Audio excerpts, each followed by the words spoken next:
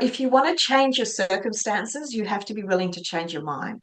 And Yes. that's really what my mindset coaching is all about, is if you're willing to change, then look at changing your mind and don't feel that you know everything.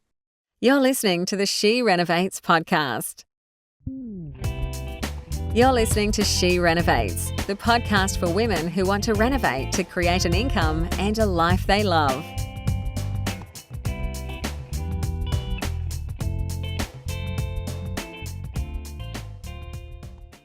Good morning, everyone. So we have another episode of She Renovates, and today my guest is Amali de Vos. Now, Amali is a mindset coach and educator, and so she's got one tool up her sleeve already, a very important one, but she's also a renovator, and she has been in our Wonder Women renovator program for a few years.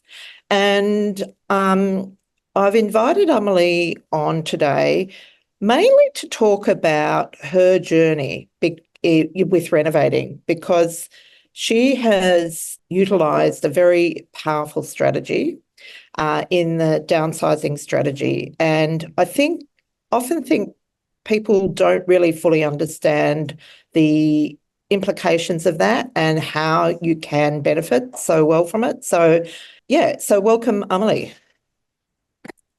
Yeah, it's really good to be here. Quite excited about this, actually. Awesome. Well, I'm excited to have you. So when I say you have already got a bit powerful tool in your tool belt, mindset, I think, is everything in renovating, because, you know, the biggest the thing that stops people is themselves. And as you would know, so being able to deal with that is an unfair advantage, I believe. Well, I guess so. I mean, mindset's been really part of my life for about 20 years. I've been doing coaching with people for a long time in that space.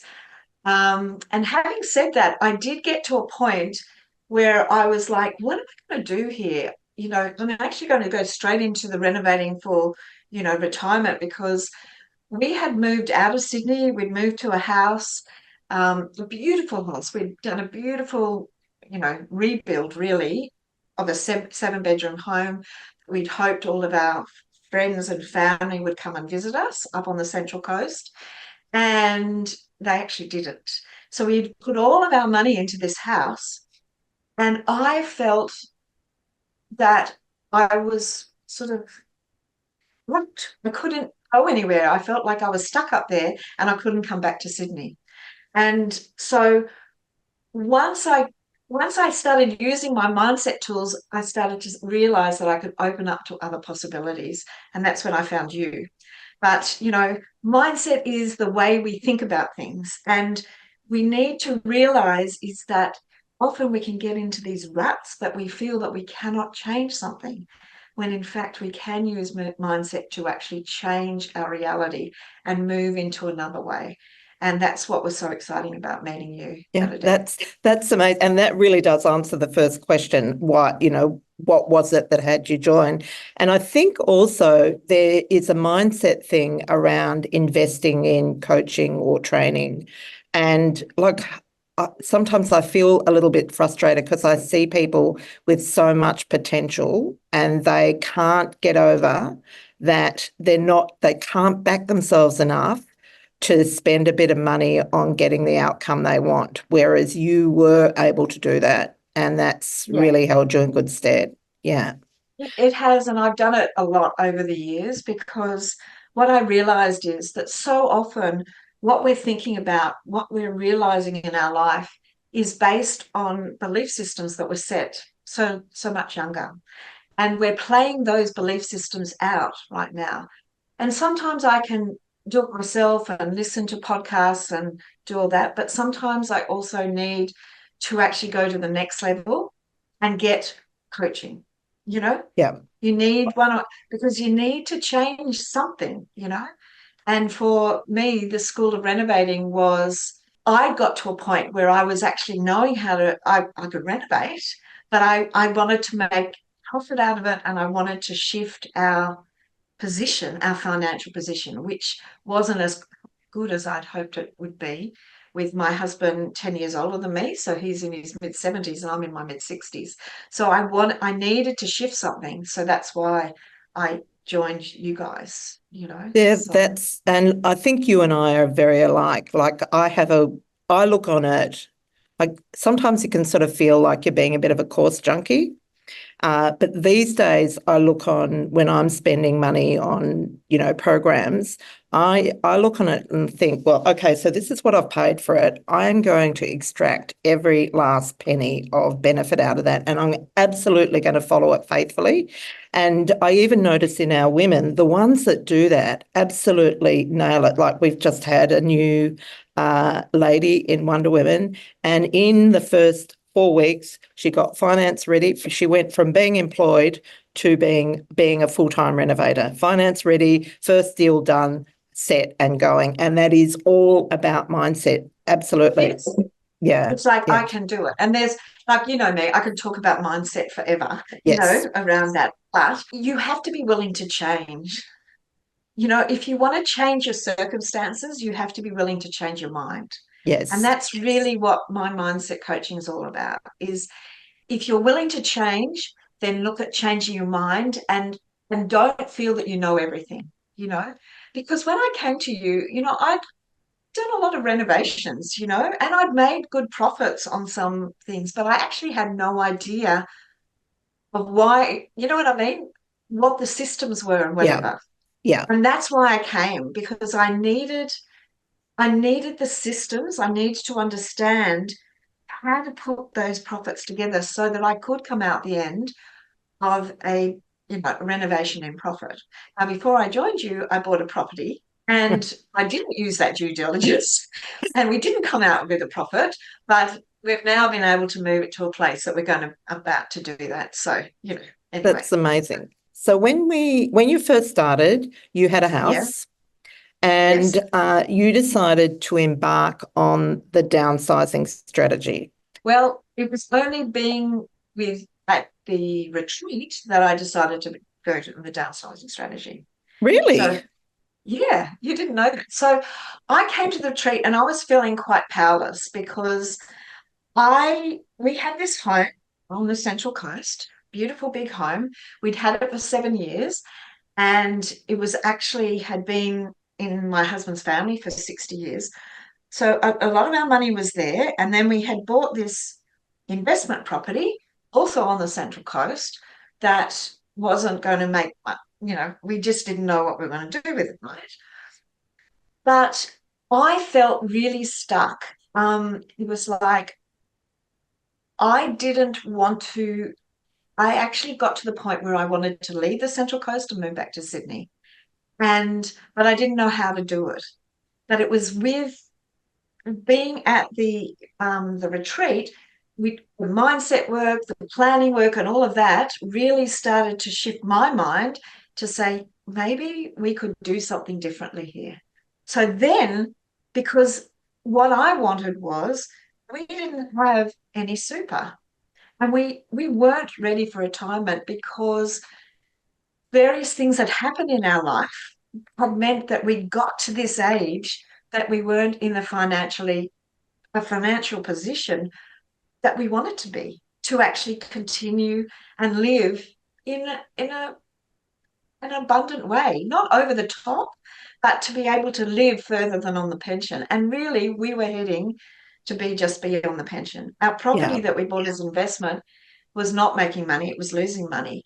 My husband's only doing a little bit of consulting work. I was working and I'm thinking, what are we going to do? We have no super, we have nothing. Yeah. And so Yeah. talking to you at those retreats and those boardroom days and things like that really made a difference because it helped me. That's the coaching. It helped me go, right, we need to set other goals, So our goal was that we were going to move back to Sydney, and in doing so, we had to have the most amount of superannuation, put away as well. So we had to buy a house to renovate, and it had to be in a location on the northern beaches of Sydney. And we also wanted to put as much as possible into super as we could. Now, there's another part to this, because you also have all these amazing people that, your accountant or whatever, who people you can talk to, and so we knew that we had a problem with the house at McMaster's because it was only in my husband's name, and it was also had been a holiday house, and so there was all these capital gains tax issues. So our accountant had one view. We actually spoke to, Brian, one of your accountants that you have, and we just had a number of appointments with him where we were talking everything through. And it was the questions he was asking that gave us a way through to reduce our capital gains tax quite significantly. So we ended up with more money in super. So anyway, that's a broad view of why we wanted to do it, and the start of our strategy of leaving McMaster's and moving back to Sydney. Amazing. Yes, I must admit you have really taken on the coaching. You've used a negotiator, you've used, accountants, financial planners, and I think that's because it's money and retirement planning is quite complex, and tax law. And so it's not something that you can get in a question and answer type of scenario. So it does take time to work through. And can I talk about the negotiator bit of that? Because that was really important as well. Because again, my husband and I listened to the information Bernadette was sharing. It's like, negotiation is not one of our skills. Renovations is one of our skills. So we were really clear about understanding what we were good at and what we weren't good at. And we realized that was probably affecting us in property. So we used a negotiator even when we were selling our property at McMaster's Beach. We got that negotiator to help us get the best deal from our real estate agent. So we'd already signed with a real estate agent, and then something happened with that, and that was fine. And so that had all expired. So we actually employed the negotiator to actually find some other real estate agents and compare them. Once we got that, he negotiated 0.75% off our commission. Wow. So that's a lot on a $2.9 million house. Amazing. So that was amazing then. And then we used a negotiator to buy the house that we bought in Sydney. So yes, and I seem to remember you performed the ultimate sort of coup when you bought and sold in the same day, because that's what you'd manifested. Yeah. So the other thing is, if you're in that retirement phase or you're not working as much, is the loan that you may have got before, if you have to renegotiate that loan, you probably won't get that loan again, because you may not be earning as much, your husband might, whatever that is.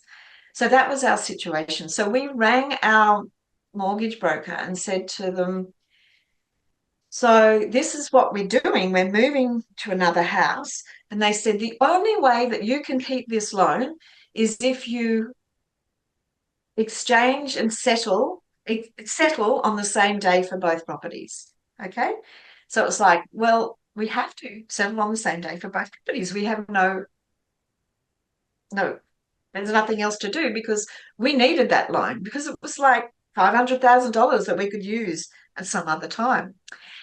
So we knew that was the case, but we were obviously waiting to sell our house at McMaster's. And I should say that we sold in December 2022, and that was things were pretty not very stable as far as selling. Not many people were selling properties, but we'd had it on the market. We were waiting for it to sell, and there was somebody who was interested. So we started to look in Sydney, and we knew the type of house we wanted, and we'd seen this house, but we'd spoken to the agent, and the agent said, no, there's somebody else interested in buying it. It'll sell for, I think, $2 million, and we've got somebody else interested.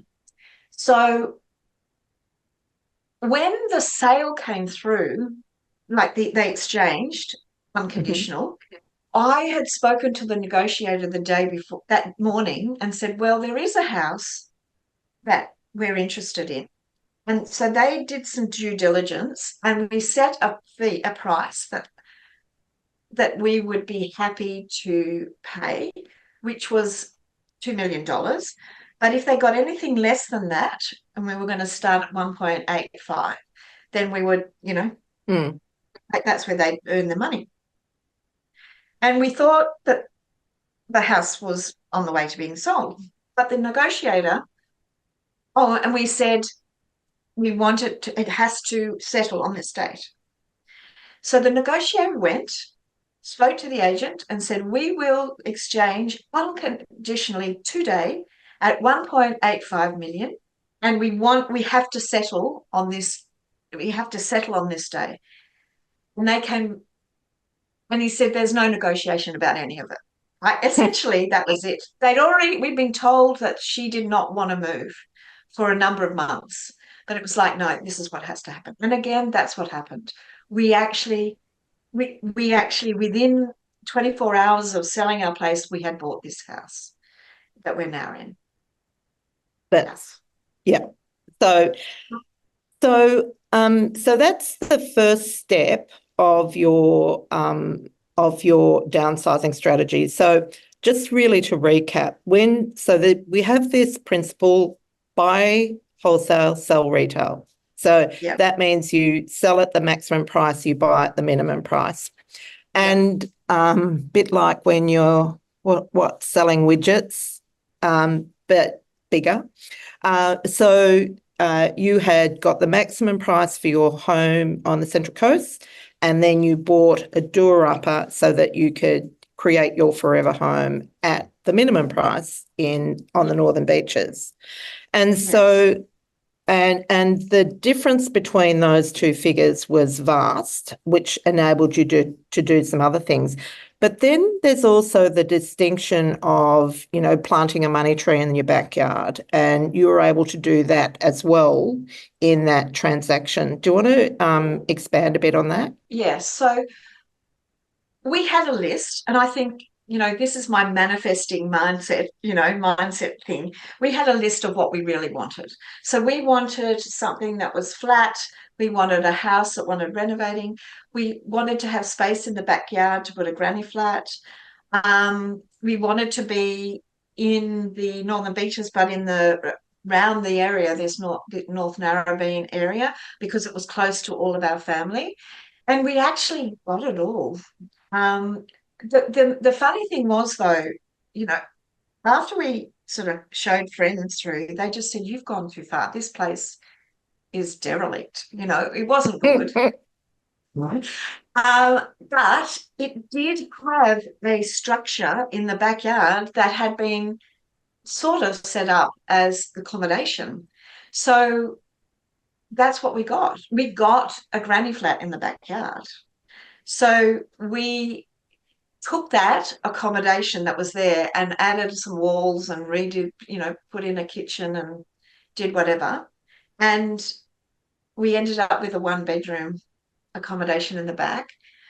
Interestingly enough, I said to my son, do you know anybody who might be interested in living there? And he said, yes, us. We're wanting to buy our first property and we want to move into it. So the added benefit is we have my eldest son and his partner living in back. They're in their 30s, but they've just purchased their own place. But it is it's just extraordinary, because we have income as well. So we were looking at apartments that were at this price, but we wouldn't have had all that extra resources coming in. So that was a really, really good thing. So the difference was, whatever it was, we took a proportion of that to renovate. And then, we were able to use the 300,000 downsizers contribution. We could only use it for Richard. So that went into our super. So our super, because I didn't own the house at McMaster's. Oh, of course. So we do have the option, if we do want to sell this place, that we've got that power sleeve, that I could make that downsizers contribution. So we can add another level to our super if we needed to. I thought it was your forever home. I always said to Richard, when anybody asked me that, I said, I can't promise that. My friend, it is everything. But Yeah, I don't know, things change, you know. I think that's the curse of a renovator, actually, because I do have those thoughts too, but I'm not allowed to. No, but I promised Richard we'd stay here for a long while, and we will Yeah. stay here. And we're settled, so it's good. We love it. Let's delve into that reno. So the renovation. So for some people, the idea of renovating when you're downsizing would be nothing short of hell. But you seem to take to it like a duck to water. I love renovating, so that's Yeah. my. Yeah. I think that's what drives me is I love creating new spaces. You know, like I love. But you know, everybody has different passions. My passion is looking on real estate agent pages, looking at designs, looking at, whatever. I'm always looking at new designs and whatever. Even if I don't have a project, I'm looking at those things. So for me, renovating was like, I get to do another renovation.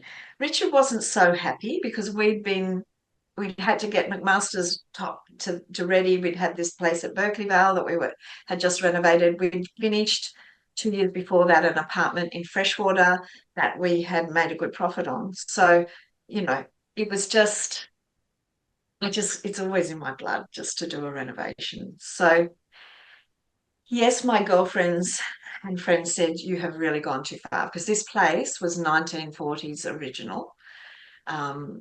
There was literally a hole. There was a toilet, but there was another hole that must have been the toilet before the toilet. I don't know. It was a really bad, bad, bad, bad, bad. Anyway, but you could see the potential. It's a really cute cottage, and yeah, it's so lovely now. We love it. We really do love it. It's really, really nice. So, yes.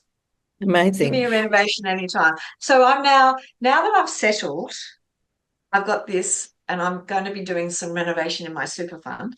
But I'm always happy to help others renovate. You know what I mean? So Before we move on to that, so you've done quite a bit of renovating in your life before you came to the School of Renovating. What's different about how you renovate now? Okay, so what's different is all the due diligence and all of the spreadsheets and all of the costing and all of that. Okay. So, whereas before I would just go on, yes, there was a manifesting and yes, this created, but I didn't know how to do the due diligence. You know what I mean? I didn't know how to do all the costings, and I did do costings.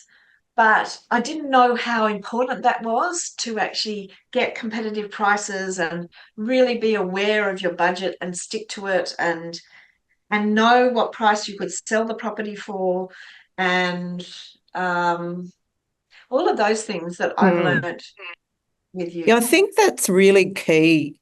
Sort of knowing those key numbers, like what you're buying it for, what it's worth at the end is equally as critical, whether you are selling it or not, because that's how you manage to not overcapitalize. Yeah, okay, that's awesome. And so I was quite aware of what we could sell the place for, I thought. That's actually gone up since then, but we did stay in those parameters. However, there was quite a bit of profit there. However, we did come against a big issue. Do you want to talk a bit about that? Because nothing ever goes smoothly, does it? No, it doesn't. So we had the building inspection report, and I remember we got it.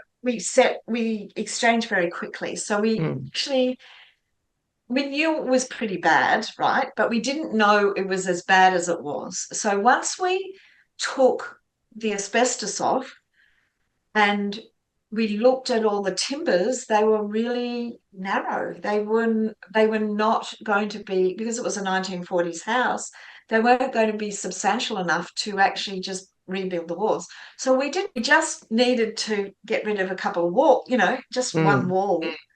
But the whole place was literally about to crumble out the back there.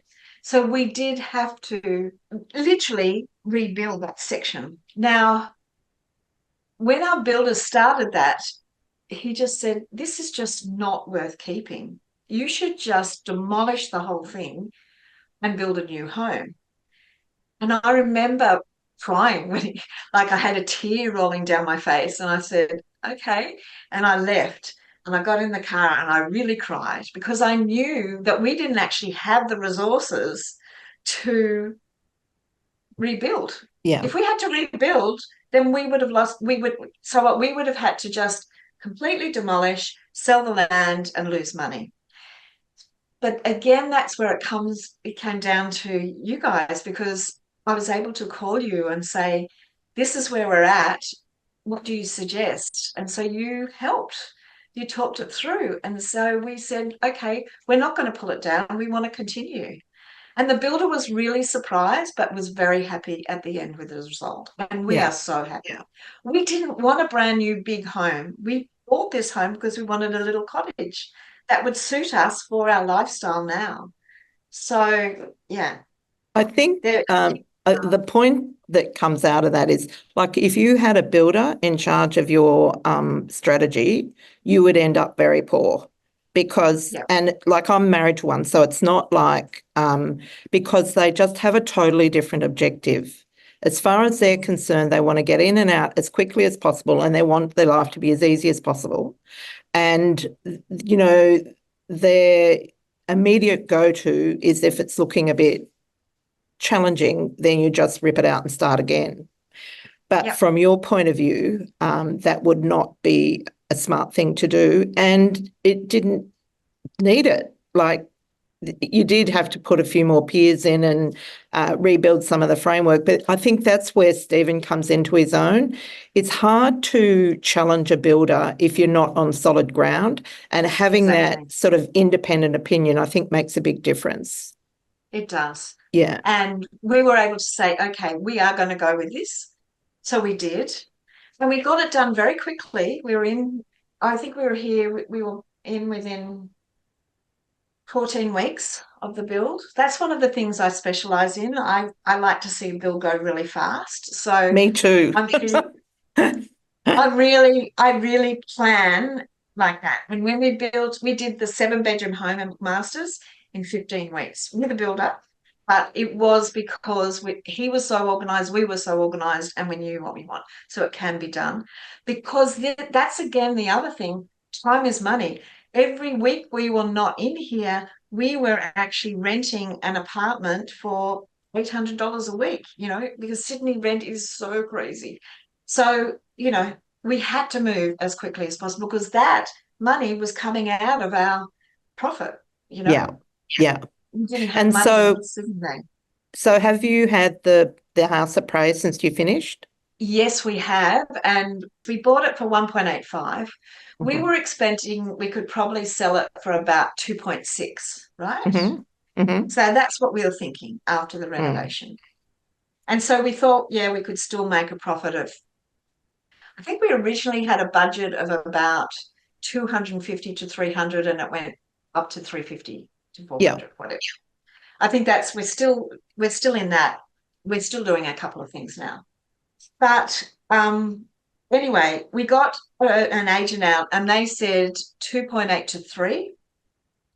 And we now think it'll be more like 3 because there's been a couple of others. So we've made a really good profit. That's beautiful. If we sold it, we would make a really good profit. If we sold it, we're not going to sell it. But in our mind, we have, because we moved at the perfect time.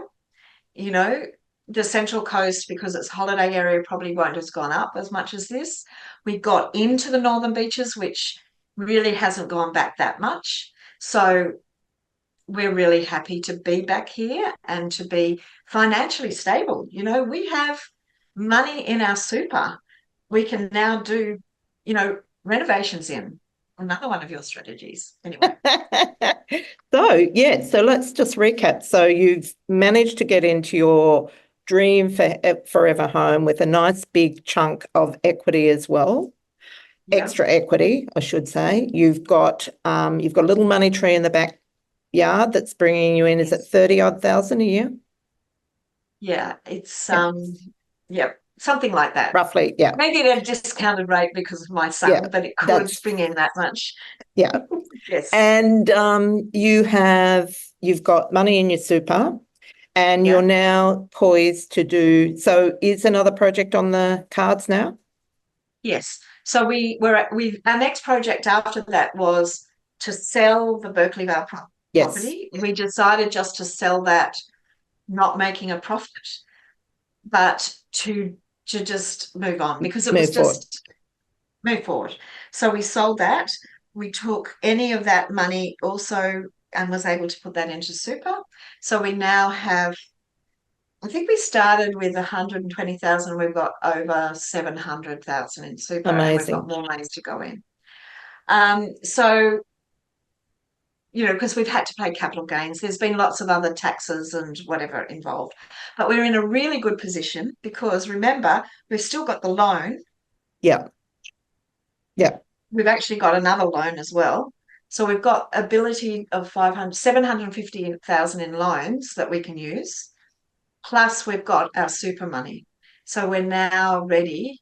So our last bit of work that we've done, and that's just finished, is moving from a super fund to a self-managed super fund, ready for us to do our first renovation within the self-managed super fund. Beautiful. So we're heading towards retirement and money, Well, yeah, I'd say you're there, to be honest. Well done. Yeah, well, yes. Yeah. Yeah. And we want to do more renovation. We want to do renovations in that and make more money. So, that's the idea. Yeah. Yeah.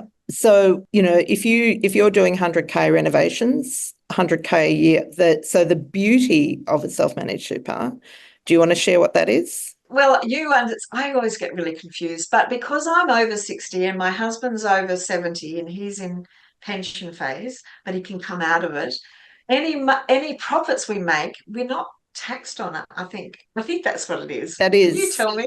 I'm not quite up to that. I know that I've got to write it all down to remember, but however, you do need to walk that line very carefully, as you would know, and work closely with your accountant to make sure that you stay on the right side of the laws around super, because the penalties are, and I'm saying this for listeners really because I know you know this, the penalties are severe, up to 50% of the value of the fund if you cross the line. So you don't want to do that. Yeah. Yeah. So we, again, heard somebody in your group who specialises in this. And so we went to them and we've set it up with them because our accountant is brilliant, right? But he's an accountant. I like him. He's very good. He's the best accountant I've had. However, he doesn't really know property that well. So what we did was we decided we would stay with him and we would get consultants to support us in the areas that he didn't specialise in. So we realised in setting up the self-managed super fund that was not, yes, he could do it, but he wasn't that keen about doing it for property. He was more a shares guy. Yeah. And we thought, that's fine.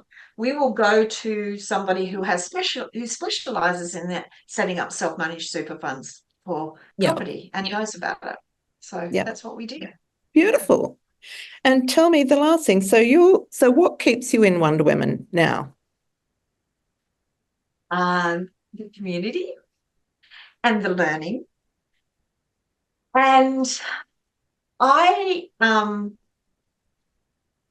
restarted my mindset coaching business after being in Wonder Women. So I had done mindset coaching for a long time, and there were a number of things that happened that meant I had to move into a paid job. But I was so inspired by, what I could do again with what I know about mindset that I thought I'm going to start coaching again.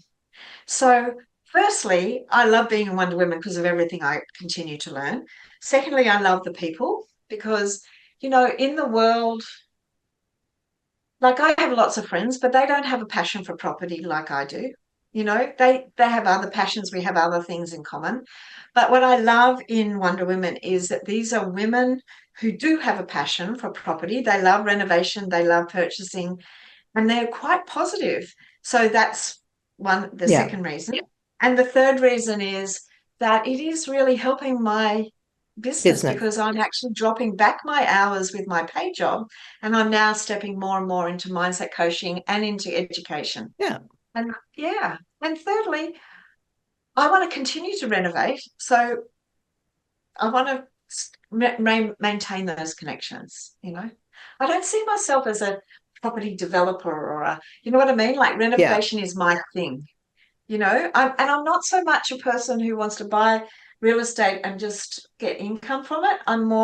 I just love renovating and I want to renovate for profit. So that's my thing. It's the expression of my creativity, I guess that's how I live. And so that's why this is perfect for me. Yeah. Well, I'm glad you mentioned that because a lot of people may not know that that's one of the sort of missions of Wonder Women because someone that comes into a program like that has an entrepreneurial spirit. And so it makes sense that we would have women that have businesses or want to have a business. And so we really encourage it. And because for me as well, I think my first love is business and my second is renovating. Well, it's become like that. And so, and so I'm really, when I look at it, I think it makes sense that we support one another in growing our sort of enterprises. And it's a win-win situation, I think. Yeah. And I think I love empowering women and families. That's always been my mission. Do you know what I mean? Yeah. Like if people are struggling, I mean, I was a single, before I met my husband now, I was a single, I divorced my first husband. And so my first property I'd done, myself. So I don't know, it's just lovely being with these women, and it's lovely actually having the opportunity to support women as well, to empower them and say, you can do this, we can do this. We can support ourselves. We don't need to be supported by others. So I know that's another thing that you're really into as well. So yes, very into women having the capacity to support themselves. Yes. Exactly. Yeah. Yes. But that's another story.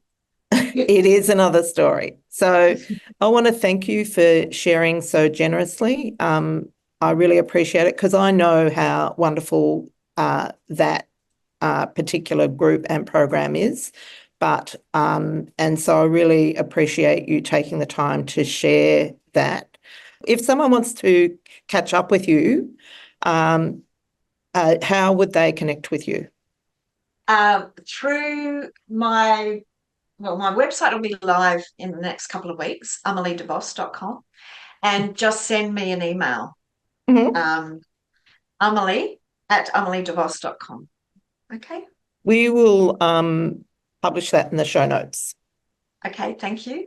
And what do I want to say? Well, thank you, Bernadette. Thank you for creating this business that empowers women to actually be their best selves, through renovating. So I've learned so much. I'm so grateful.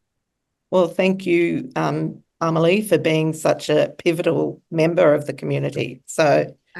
And joining me today. So thank you. This is the She Renovates podcast. To discover how to harness the power of renovating, check out theschoolofrenovating.com.